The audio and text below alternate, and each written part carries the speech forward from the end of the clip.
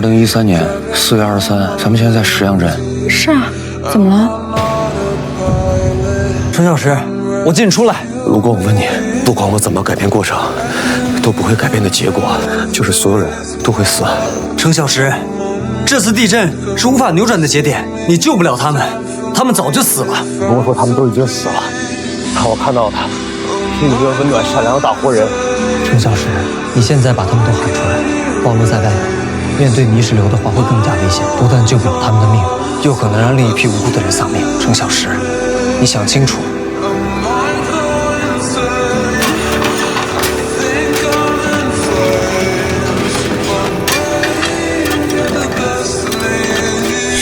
愣什么傻呢？赶紧吃啊！阿姨，走了。哎，志俊来，你慢慢吃，我走了。